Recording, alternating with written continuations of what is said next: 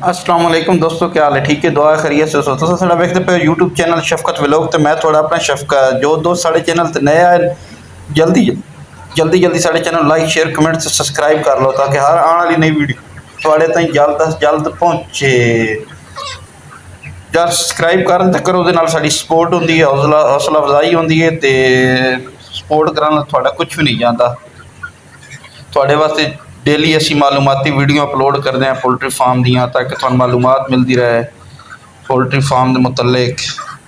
तो अजकल के हालात जोड़े चूज़ा पाने तो पहले ये लाजमी सोच लई हो, लाजमी सोचो कि चूज़ा 220 रुपए का है, अगे जाके रेट नहीं बढ़ने। गर्मी का मौसम पीक तो होना, जिले गर्मी आनी उसले जनाब हर बंदे गर्मी तो मंगना ठंडे मशरूबात यूज़ करो, चिकन तो परहेज़ करो। ये चूज़ा जोड़ा ना जाके अगे जाके तो नुकसान कर सी, चाहे तुम लेयर पा रहे हो, गोल्डन पा रहे हो, देसी मुर्गी पा रहे हो, जो भी तुम पा रहे हो सोच समझ के पाना चूज़ा भाईजान, क्योंकि अजकल पोल्ट्री के हालात ही इस तरह के हो गए। असी चूज़ा पाया असी जनाब 43 दिन चूज़ा साढ़ा माशाल्लाह जी, तो रेट को नहीं, रेट ना होने की वजह तो रोके हुए चूज़े, बड़ी दुनिया चूज़े रोके ना कि जू गर्मी पौंदी वैसी तू मुर्गी का रेट कम होंदा वैसी। तो गोल्डन मिसरी जी अजकल उसनों मसले मसाइल हैं, देसी मुर्गियां ने मसले मसाइल बहुत ज़्यादा हैं क्योंकि IBH9 ND तो CRD H5 H7 बहुत ज़्यादा है क्योंकि थ्रैशर का सीजन है, थ्रैशर चलदियाँ तो हर दूसरा शैड ही बीमारी मुबतला है, हर दूसरा शैड ही पोल्ट्री फार्म, क्योंकि किसी ने IB आई हुई, किसी ने H9 आई हुई है, तो किसी ने H5 H7, किसी ने एंटाइट्रा, किसी ने कुछ, हर दूसरा तीसरा शैड मुबतला है बीमारी के।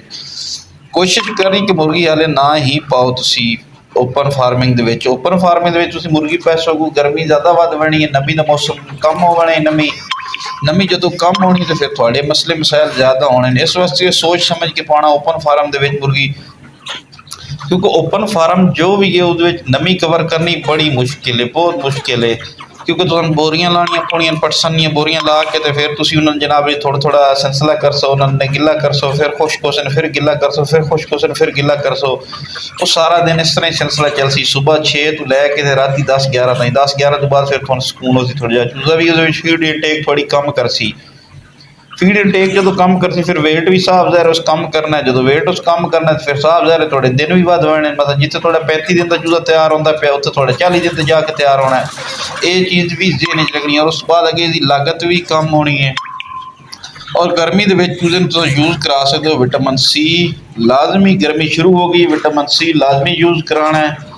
विटामिन C के नाल थोड़ा चूज़ा जो ना ठंडक रख सी, चूज़ा ठंड रह सी और हापसी नहीं साह लैके औखे साह ना लै सी, लम्बे साह गर्दन जी जमीन पर लम्बी करके ना रह सी, क्योंकि असी डेली की वीडियो अपलोड करते हैं, थोड़ा डेली की कोई ना कोई मालूमात दी दी है थोड़ी जी पोल्ट्री के मुतलक। लंबी वीडियो असी नहीं है अपलोड करते ताकि लेंथी हो, जिस मालूमात छोटी जी मालूमात हो भाइयों सारे ला बन जाए। उम्मीद है सारे भाइयों साड़ी वीडियो अच्छी लगी होसी, अगर मालूमात अच्छी लगे तो लाइक करना, शेयर कमेंट सब्सक्राइब लाजमी करना ताकि हर आने वाली नई वीडियो थोड़े तक जल्द अज जल्द पहुँचे। और फीडा के अजकल तो आपको पता रिजल्ट कैसे आ रहे हैं, फीडा महंगी हैं, चूज़े महंगे हैं, दवाई ही महंगी है, और क्योंकि इन्वेस्टमेंट बहुत ज़्यादा हो गई तो प्रॉफिट जी ना बहुत कम हो गई, तो पोल्ट्री के पिछे लग गया, जिस तरह डीजल महंगा, हर चीज़ महंगी, बिजली महंगी, तो फार्मर की करे, कोई ओपन फार्मर है, कंट्रोल है, लेयर है, ब्रेलर है, ब्रीडर है, जे घरेलू मुर्गियां रखियां तो की करे। लेकिन घरेलू मुर्गियां वाले जो सार्फिन हैं मोहतात रहे हालांकि 2 महीने मुर्गी ना लें, बेहतर है पली पलाई मुर्गी ले लो, वो बेहतर है उस ताकि थोड़ा लॉस होने का खतरा ना हो। उस कि पली मुर्गी 50 या 100 रुपये तो महंगी मिल जाती, लेकिन तैयार शुदा मिल जाए, थोड़ी मोर्टेलिटी नहीं होनी।